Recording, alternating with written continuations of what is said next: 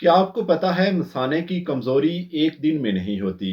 ये मसला आहिस्ता आहिस्ता बनता है, खामोशी से जिस्म को कमज़ोर करता है और इंसान को तब एहसास होता है जब बाथरूम के चक्कर हद से ज़्यादा बढ़ जाते हैं। कभी थोड़ा सा पानी पीने के बाद फ़ौरन पेशाब की हाजत, कभी रात को बार बार नींद का टूट जाना और कभी ऐसा लगना कि मसाना मुकम्मल खाली ही नहीं हो रहा। इसीलिए मैं शुरू में ही साफ बात करना चाहता हूँ, अगर आपको दिन में बार बार पेशाब आता है, पेशाब रोकने में मुश्किल होती है, रात को 2-3 मरतबा लाजमी उठना पड़ता है या पेशाब के बाद भी भरापन महसूस होता है, तो इस वीडियो को आखिर तक ज़रूर देखें, क्योंकि आखिर में एक ऐसा आसान मगर मौसर हल है जो बहुत से लोगों के लिए फ़ायदेमंद साबित हो चुका है।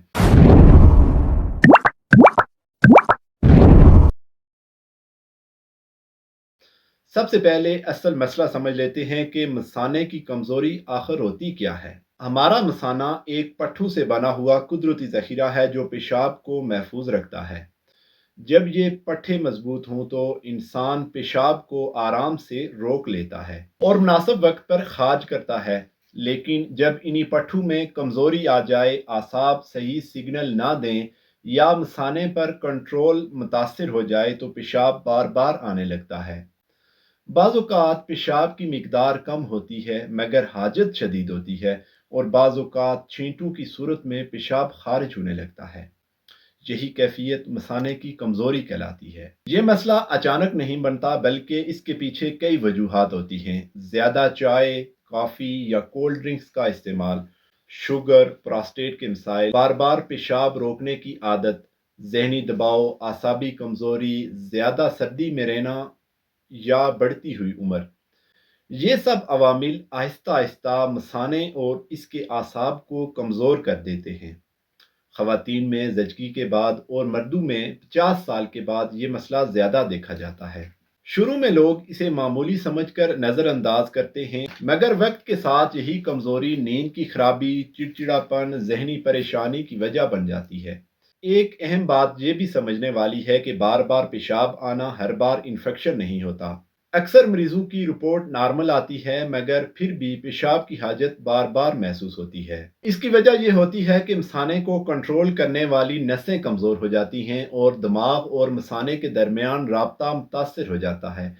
उसका नतीजा ये निकलता है कि मसाना ज़रा सा भरने पर भी खतरे का सिग्नल दे देता है, हालांकि हकीकत में पेशाब ज़्यादा नहीं होता। यही वो जगह है जहां होम्योपैथिक इलाज एक मजबूत किरदार अदा करता है।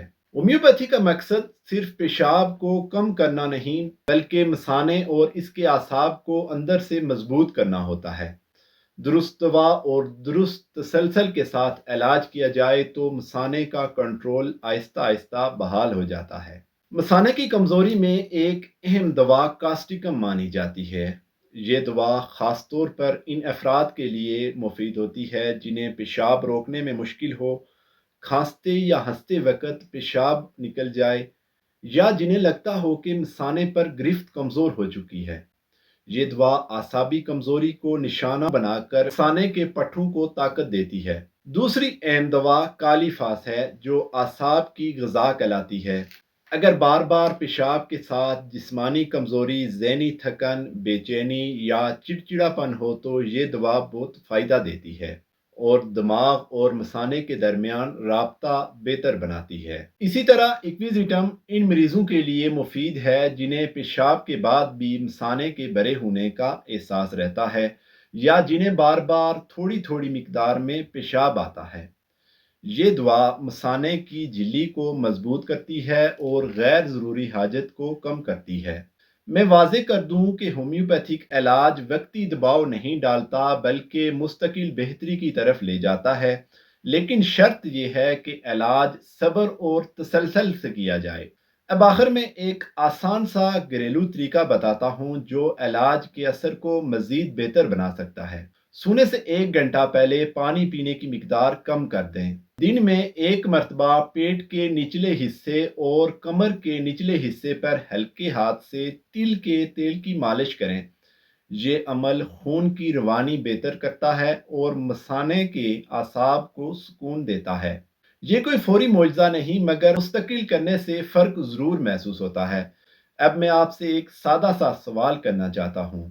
کیا آپ یا آپ کے کسی قریبی شخص کو بار بار پیشاب آنے، رات کو نیند خراب ہونے یا مثانے پر کنٹرول کمزور ہونے کی شکایت ہے؟ اگر ہاں تو کمنٹس میں ضرور لکھیں۔ اگر آپ چاہتے ہیں کہ مسئلہ دبانے کے بجائے جڑ سے ختم ہو تو اس ویڈیو کو لائک کریں اور ان لوگوں کے ساتھ ضرور شیئر کریں جو خاموشی سے اس تکلیف سے گزر رہے ہیں۔ اللہ حافظ۔